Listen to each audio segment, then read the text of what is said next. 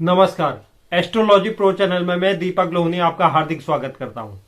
आज पुनः से ज्योतिष के एक महत्वपूर्ण ग्रह सूर्य ग्रह के बारे में आपके लिए कुछ जानकारी लेकर आया हूं कि किन व्यक्तियों को सूर्य ग्रह के उपाय करने चाहिए, उसके बारे में बताऊंगा।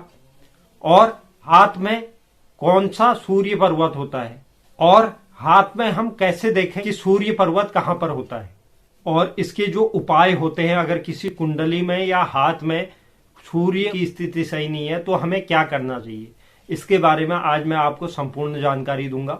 उसके लिए आप मेरे साथ पूरे वीडियो में बने रहें, और जो दर्शक चैनल पर नए हैं चैनल को लाइक कीजिए, शेयर कीजिए, सब्सक्राइब कीजिए और बेल आइकन जरूर दबाइए, जिससे आगे आने वाली वीडियो का नोटिफिकेशन आपको प्राप्त हो। तो सर्वप्रथम हम हाथ से शुरू करते हैं कि हाथ में सूर्य पर्वत कहां पर होता है। तो सूर्य पर्वत हमारे हाथ में इस स्थान पर सूर्य पर्वत होता है। जो सबसे छोटी उंगली है उसके बगल वाली जो उंगली है उसके नीचे यह सूर्य पर्वत होता है। यह किसी भी व्यक्ति के हाथ में अगर दबा हुआ हो, यह पर्वत जो होता है इसमें उभार ना हो कि यह दबा हुआ हो, या इसमें इस पर्वत पर इस उभार पर इस जगह पर कट के निशान हो, या दो से अधिक रेखाएं इसके ऊपर से गुजर रही हो, तो ऐसे व्यक्तियों को समझ लेना चाहिए कि उसके जीवन में सूर्य की स्थिति सही नहीं है।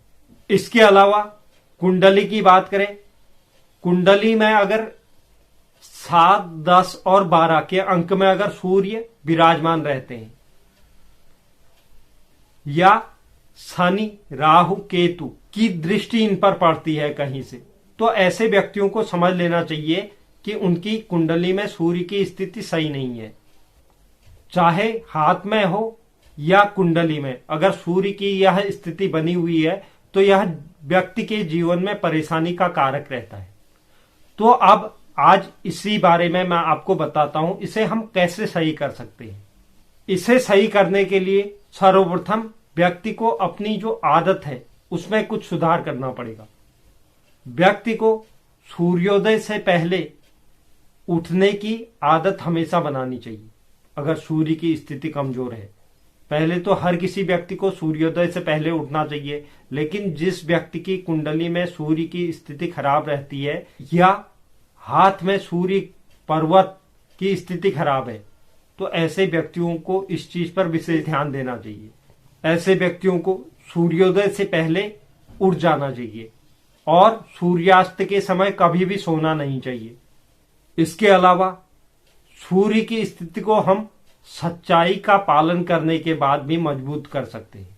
अगर जो व्यक्ति सच्चाई का पालन करता है उसकी कुंडली में भी सूर्य की स्थिति मजबूत होती है।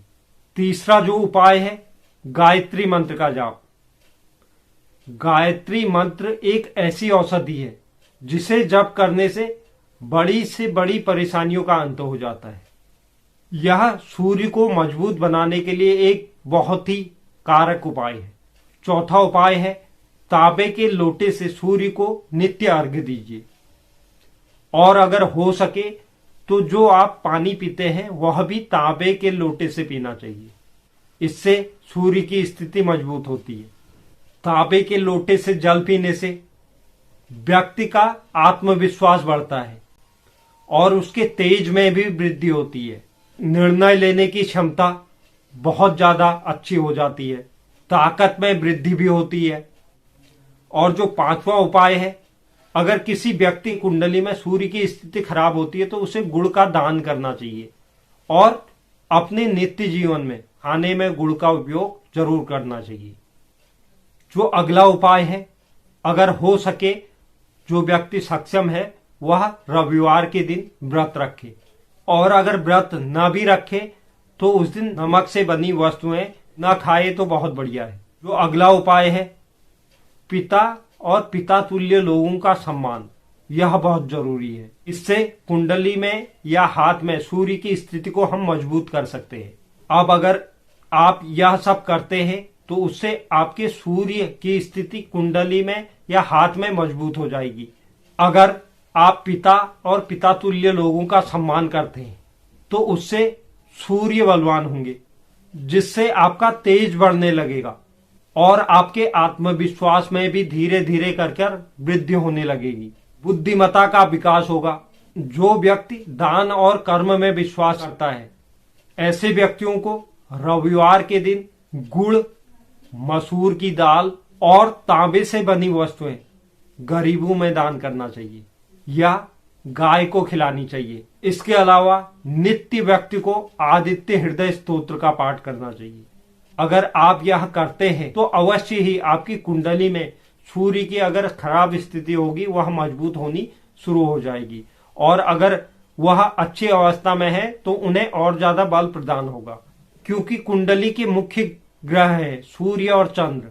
अगर आप इन्हें बलवान कर सकते हैं तो बड़े से बड़ा जो दुर्योग भी है वह भी आपके लिए योग बन जाएगा। तो उम्मीद करता हूं कि आपको यह वीडियो पसंद आया होगा। इसी तरह की जानकारी मैं आपके लिए लेकर आता रहूंगा। जो दर्शक चैनल पर नए हैं, चैनल को लाइक कीजिए, शेयर कीजिए, सब्सक्राइब कीजिए और बेल आइकन को जरूर दबाइए, जिससे इस तरह की वीडियो का नोटिफिकेशन आपको प्राप्त हो। और कमेंट बॉक्स में जरूर लिखें वीडियो आपको कैसा लगा। धन्यवाद।